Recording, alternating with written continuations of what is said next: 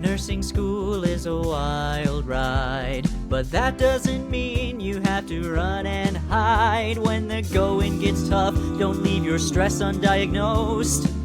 You gotta call the nursing student coach. Real life tips from a registered nurse. In school and out, she's seen the worst. Now without further ado, yeah, here is your host. It's the Nursing Student Coach. Hello, everybody, and welcome back to Nursing Student Coach. This is Nurse Lauren, and today I am so excited to bring to you a special guest. Her name is Professor Mitzi Chambers. She's an adjunct clinical professor at Manhattanville College in Purchase, New York, as well as the agency nurse educator at Kings County Hospital in Brooklyn, New York.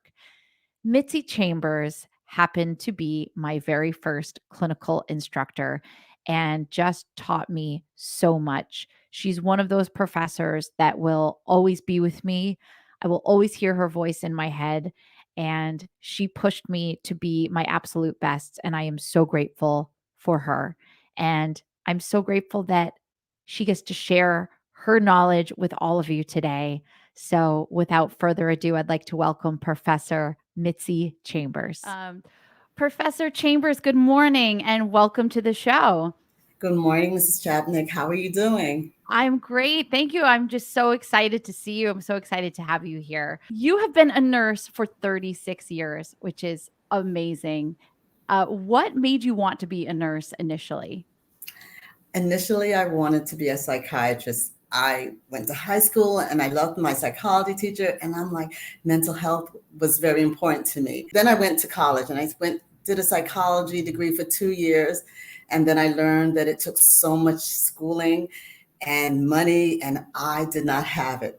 So my mother, who's a nurse, said, try nursing school. There's a psychiatric nursing. And I said, oh, okay, I can start there. Well, I went to nursing school. I did my psychiatric rotation, and I realized that wasn't for me, but I loved all the other aspects of nursing. So I'm a nurse, and I've enjoyed every bit of it. That's great. I think what's so great about nursing, there's so many great things, but you can go just about anywhere and have the flexibility to do so many different things and to change your mind. Exactly. One of the things that I love about it. So can you walk us through your career a little bit? Where did you start and what are you currently doing now? Okay, so for my first 3 years, it was in med surg. And actually during that time, it was the HIV epidemic, and I was on an HIV floor, and I found it so rewarding. I grew to love a lot of my patients, and a lot of them passed away, but it got me really understanding how important a nurse is and what effect we can do for somebody. Then after those first 3 years, I went into the ICUs initially for 6 years. Then I went into home care because you have children, you have to have a versatile schedule. So I went into home care, but then I went back into I went back and forth for 30 years between the ICU and home care. And the home care I specialized in mostly was infusion therapy. I went to the homes and I taught the families how to give IV antibiotics, or I gave them myself. I found I enjoyed that for a long time, and I'm still in it, but not as much. And then the last 3 years, I got my master's and I went into education. And that's where I am right now. That's incredible. I never knew that about you, that you worked during I guess it was at the beginning of the HIV epidemic. Was there a lot that was not understood yet? And what were the what were the safety precautions for nurses then? It's funny. COVID brought back such flashbacks.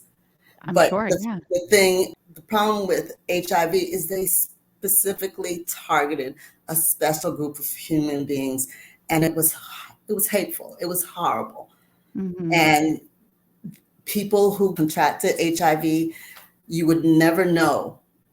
But they specifically targeted a group. While COVID, they didn't target one group of people, but HIV, and they were ostracized and they were it was horrible for them. And I felt it tore my heart because these are very nice human beings.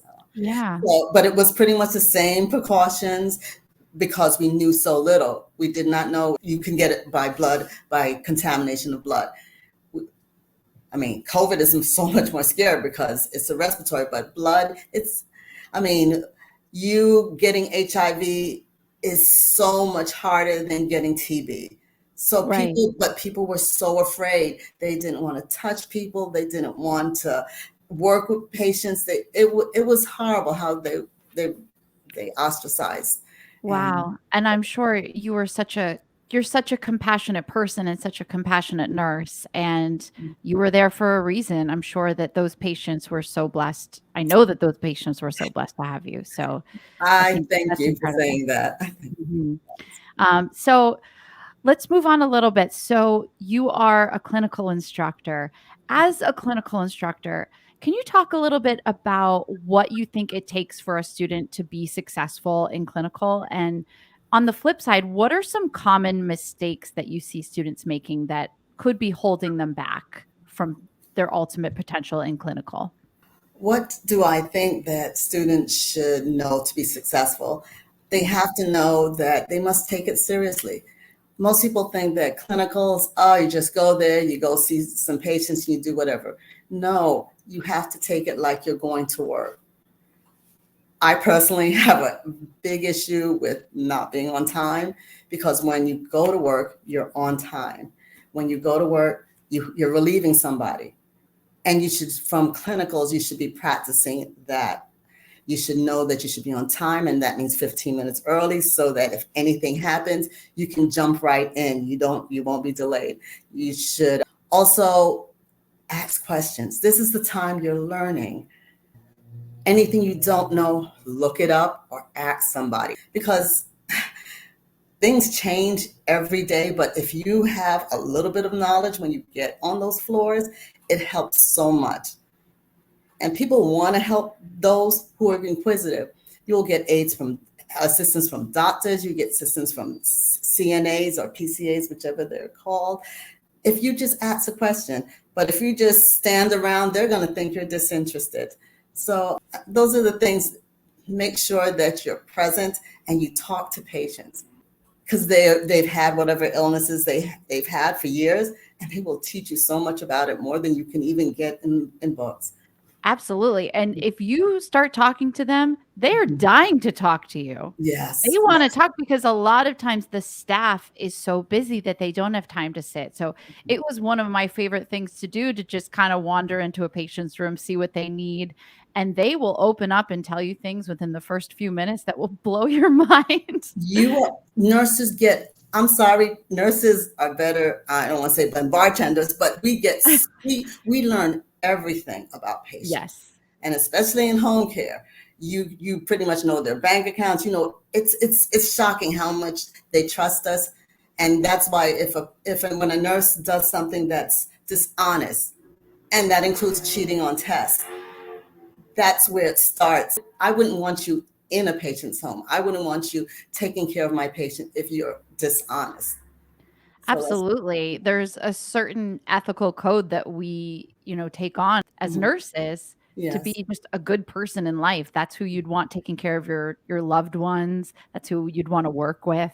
So I completely agree. And with what you said about being on time and asking questions, I say that's the start of your professional career. You're not just there to stand around and wait for it to be over. This is your time to play, to shine, and to learn. So take advantage. And this is the only time that everybody is okay with you asking questions. Because when you it's okay to make a mistake too. I mean, not a mistake that's going to harm a patient, but this is the time. And always know that that's what the clinical instructor is for, to help you, to answer your questions. Even if we're a little tough at times, we want you to succeed. So exactly. It's tough love, really. Exactly. So every clinical instructor runs things differently. Can you walk us through a typical day of what a clinical day is like with Professor Chambers? Okay. So as I already said, I the first year is difficult for everybody. It was particularly difficult for me. So Right. I start them out. First thing is I try to have a PowerPoint or something for them to read so that they understand what our focus is today. Then we review it. And I like to give a quiz because everybody learns in a different way. Some people learn from seeing something. Some people learn from touching and doing it. Some people learn from reading. So I give a quiz just so you can figure out, okay, I don't know this or I do know this. It's not really to grade you. I mean, it is a grade, but it's making you understand where you're at and what are your understanding of what we're doing. Then I assign you to a nurse or a PCA, and I want you to work with them. I want you to understand what their job is. And when you're in charge of them or when it's your job, you know how to move. You know the right way. I will put them with great PCAs, great nurses, and sometimes they're not so great. They're new nurses, so they may not know as much, but you can learn from everybody. You can learn from their mistakes. So I always put them with someone, and then I'd like us to come back and discuss the good, the bad, and I can't be there to see what you've done. I want you to tell me at the end of the day. And that's how I run mine. But as you said, everybody does it depending on what their experience has been.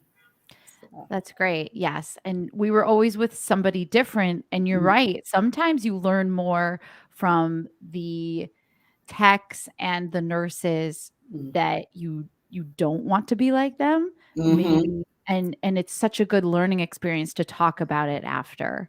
I remember one experience in your clinical where the PCA said something completely inappropriate about a patient's diagnosis, and it made me really upset, and we were all able to talk about it. And I think that those types of things are such a great, valuable learning experience, as is being with a nurse who's on top of her game, who's showing you all the meds. You can learn from all of it. And so I think if you just have that outlook going into it, you're far better off. You learn who you want to be, how you want to be, and what is right and what is wrong, especially when we talk about it at the end of the day. So if somebody is a brand new nursing student, let's say it's their first clinical, and is there anything that they can do in advance to prepare so that they can be more successful? Be on time. But other than that, also, maybe every time I go to a new site, I scout out the place. I go a few days before and make sure I know my route and I know where the building and where I'm supposed to show up. And ask questions and be polite. I mean, be positive. That's another thing. With patients, always be positive. Even if you're feeling personally down, they're worse off than you. You have to be the positive one. You have to lift their spirits. So be positive and go in there and say, I can do it. And yes, you can make such a difference. Just the small things, just going into somebody's room and saying, do you need anything? Exactly. It changes so much. Oh my gosh, thank you. Yes, I really could use an extra blanket or a toothbrush. And it doesn't seem like a big deal to you, but to them, it could be something that makes their day. Nurses are moving so fast. They have so much to do. They don't remember the little things. And when nursing students come, we help with all the little things. And the little things are what make a positive experience. Yes. When you're taking care of the little needs, not the big needs, making sure the meds are done, making sure the IV is up. It's really just being the kindness, combing their hair like you've done, Lauren. Yes. They have a toothbrush, all those little things, picking up a pen or paper that fell that they can't reach. Those are what makes a difference in what nursing students need to do. Yes. And the worst thing you can do is sit around or say there's nothing to do. All of that. Right. So in that case, if somebody says, oh, there's nothing to do on this floor, I'm so bored, or their body language is, giving off that impression, what would you say to them, or what would you want to say to a student like that who's just doesn't seem to be having positive attitude about what's going on? I mean, first thing I'll ask is, do you really want to be a nurse? Because have you asked all the staff, meaning the nurses and nursing assistants, do they need any help? Have you gone by every single patient's room and say, how are you doing? Can I help you with anything? Are you comfortable? Have you looked at any machine and said, I know how to use that? If you know how to use all the machines, okay. But there may be something you don't know. Look it up. If I assigned you a couple of patients, do you know their medication? Do you know the purpose, the use, the dose? The frequency? Do you know what it's for? Can you teach me it? Because if you know it, then you can teach me it. There's always something to do. And then go in the stockroom and look at all the equipment in the stockroom. Because in the stockroom, when a doctor asks you to get something, you should know where it is. So you should know where the gauze is, where the catheters are. You should know where the defibrillator, the AED is. There is always something to do.